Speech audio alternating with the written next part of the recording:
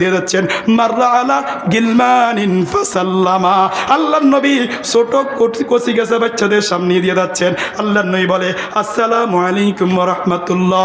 আল্লাহর নবী ছোটদেরকে কেন সালাম দিলেন, বা ছোট ছোট বাচ্চাদেরকে কেন সালাম দিলেন?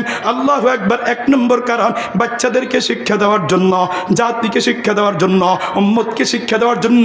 ও উম্মত, সবসময় সালাম নেওয়ার জন্য প্রস্তুত থাকবা না, মাঝে মাঝে সালাম তোমাকে দিতে হবে। তোমার সন্তানকে তুমি সালাম দিবা, তোমার নাতিকে তুমি সালাম দিবা। কেন? শিক্ষা দেওয়ার জন্য যে মুরব্বীদেরকে সালাম দিতে হয়। এই জন্য অনেক সময় শ্বশুররা রাগ হইয়া যায়, কয় জামাইয়ারে সালাম দেন।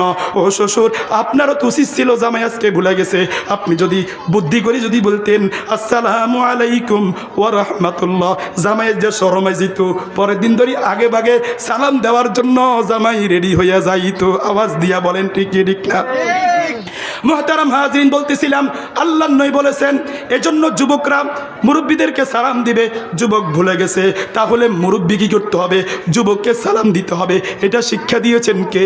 আমার আপনার নবী, বিশ্ব নবী জনাবে রাসূলুল্লাহ সাল্লাল্লাহু আলাইহি ওয়াসাল্লাম যদি ছোট ছোট বালকদেরকে সালাম দিতে পারেন, তাহলে আমি মসজিদের ইমাম সাহেব, মসজিদের খতিব সাহেব, আমি কেন মুসল্লিদেরকে সালাম দিতে পারবো না? আমি সমাজের মেম্বার, আমি চেয়ারম্যান, আমি কেন আমার নেতৃবৃন্দ যারা আছে তাদেরকে সালাম দিতে পারবো না? আল্লাহর নবী যদি ছোটদেরকে সালাম দিতে পারেন, আমি কেন আমার সন্তানকে সালাম দিতে পারবো না, আমার মেয়েকে সালাম দিতে পারবো না?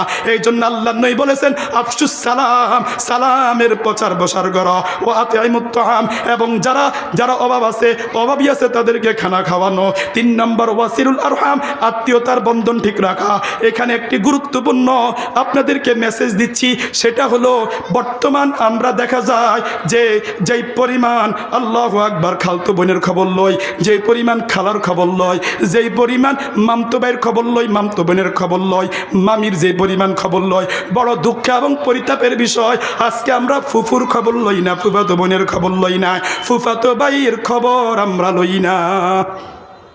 এই জন্য মুহতারাম হাজিরিন, অথচ রক্তের বন্ধন হলো ফুফুর সাথে, ফুফাতো বোনের সাথে, ফুফাতো ভাইয়ের সাথে, কিন্তু বড় দুঃখ এবং পরিতাপের বিষয়, সমাজের ব্যাধি, যুবক এখন মামির খবর লয়, ফুফুর খবর লয় না, খালার খবর বেশি বেশি লয়, কিন্তু ফুফুর খবর লয় না, খালতো ভাইয়ের খবর বেশি বেশি লয়, কিন্তু দেখা যায় ফুফাতো ভাইয়ের খবর লয় না।